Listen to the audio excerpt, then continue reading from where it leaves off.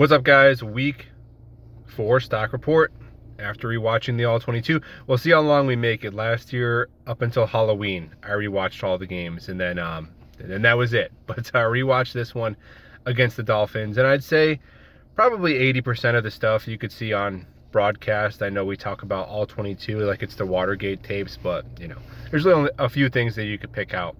And I'll start by saying Brandon Stephens had a good game.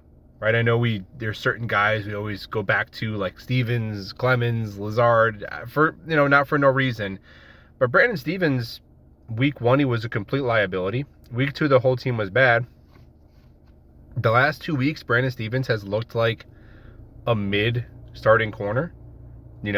Probably still not worth the contract, but if he could play like that, at least you're salvaging some value because it's not a complete hole.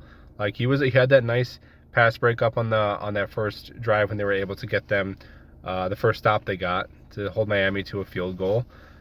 He did miss one tackle, but he brings some thump. He's probably their most physical defensive back. Like, guys, the Jets have played four defensive backs have taken the field for the Jets this year who are worse than Brandon Stephens. They truly are. I think we just get tunnel visions on certain guys.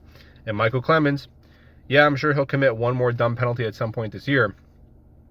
Michael Clemens is significantly better than Braden McGregor at football. It's not even close. Clemens had 3 pressures in this game by my count. Clemens actually had a good run game. He was one of the highest graded Jets in PFF this week. So, that's why he's still on the team. Now, if we could go back to the spring, you would cut his $4 million, you would sign Jadeveon Clowney, you would draft. I get all that. But dealing with the roster that the Jets currently have, Michael Clemens is playing because you can't name 3 edge players that the Jets have who are better at football than him. It's just that simple.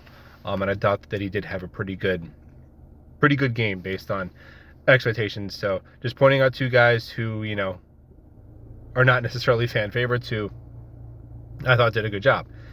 And also the 2 young tackles were awesome. I thought this might have been Olu Fashanu's best game as a pro. He had given up some pressures for sure the first few weeks of the season. It's tough to deal with those blitzes, though. The blitzing and the communicating with the offensive line, and they're blitzing and they're stunting over here, and the backs have to pick it up, and you have a long time to throw, partially because Justin Fields always has a long time to throw, exacerbated by the lack of receiving weapons, so that's kind of putting a lot of stress on the offensive line. But Fashanu and Membu is out there killing people, man. That dude is an absolute mauler. I know it's 4 weeks, you don't want to put guys in the Hall of Fame, but I mean, come on, he passes the sniff test, right? That kid can play. Membu looks like a beast. So that was the pass protection from the tackles. There were some times where, Fields held the ball was in his hands a long time, and the pocket was squeezing, but never really collapsed, and mostly because of the tackles. I will mention on Fields, though, in the first 3 games, both with Tyrod and Fields, you're watching the game, and you're like, oh man, they're holding the ball, and now they're scrambling. It must be because nobody's open. But in those first 3 games, you rewatch it, and you're like, oh, there's dudes open, and Tyrod and Fields are not pulling the trigger. Against the Dolphins, I didn't see a lot of dudes open. I think a lot of those plays where the ball was being held was because, Miami was like, a team finally did it. You're like, okay, when is the team going to do it? Because the Bills are the first team who were like, okay, we're going to blitz our corners against your run game, right? And it's like, when is a team going to just allocate straight up 2 guys to Garrett Wilson? They were on 3rd down. He was in the slot. They had a corner with outside leverage on him, and they were bracketing him with a linebacker. And you just need, with Arian Smith, you just need him to do, to exist, to do something, right? When the Jets went offensive tackle 1, tight end 2, really you're like, okay, with one of these mid-round picks you got, they had 2 fourth-round picks and a third, you're like, you just got to get one pass catcher who can go out there and catch 380 yards and 3 touchdowns on the year, right? It's kind of all you need. But so far they haven't gotten that. So this was the game for the wide receiver 2 crowd to unite and say, yeah, you need another weapon. And given those circumstances, like, what did Fields do? Complete 70% of passes? I don't know. I thought Fields was probably not as good as the numbers, maybe, but he was like, that's what you're gonna get from him when you signed him. It's like, yeah, okay, like some serviceable throwing. He had a 50-yard touchdown run, 1 turnover, 1 touchdown. Had a touchdown taken off the board by a bad call. Might even be a slight stock up for Fields, to be honest, in that game. You got to give him some opportunities to pass the ball earlier in the game and like throws past the line of scrimmage earlier in the game to get it going. But yeah, really good game from the tackles. Breece Hall, I know, is drawing the ire of Jet fans, but it's like, again, you got to take it week by week. Breece Hall was good. Breece Hall had almost 6 yards of carry. He was pretty good. He pulled a wobbling pass, and double tapped the toes in there to get like 5 yards or whatever it was. But he made the most of his opportunities, and I still think that the Jets should get Breece Hall more involved in the passing game. That's something that even when the Jets had like whatever Mike White and Trevor Siemian, Breece Hall was always good to take a dump off and rip it for 20 yards. Breece Hall has, before in his career, he's led all running backs in catches before. So that's something that maybe they should try to do a little bit more. But I thought Breece Hall was good. Garrett Wilson has obviously leveled his game up to a new level this year. And I think it is worth mentioning his stock up there as well.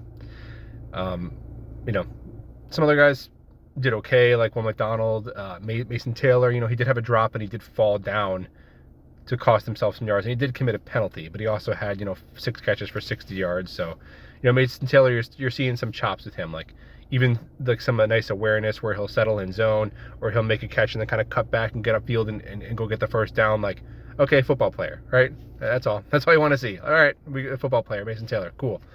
Now, like Will McDonald, okay, it's probably it, I think, for mentioning in terms of like genuine stock up. Unless I'm missing somebody, let me know. Stock down.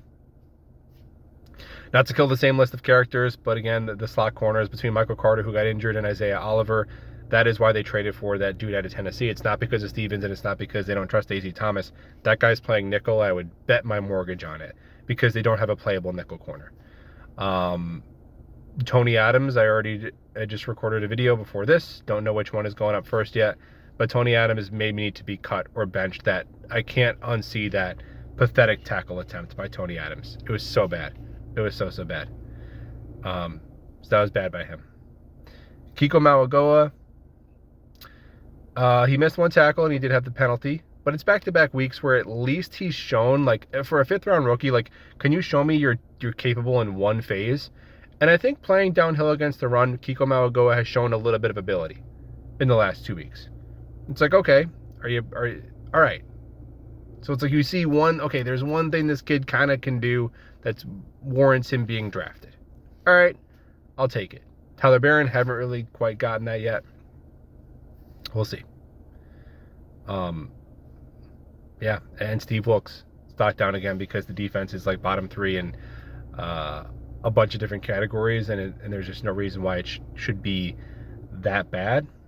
There's still a lot of holdovers from Saleh, but they did also make a lot of investments there that aren't paying off. So, I don't want to go on a whole of the same rant that we've talked about with Wilkes so far, but it's a stock down for the defensive coaching. I don't see how you can get around it.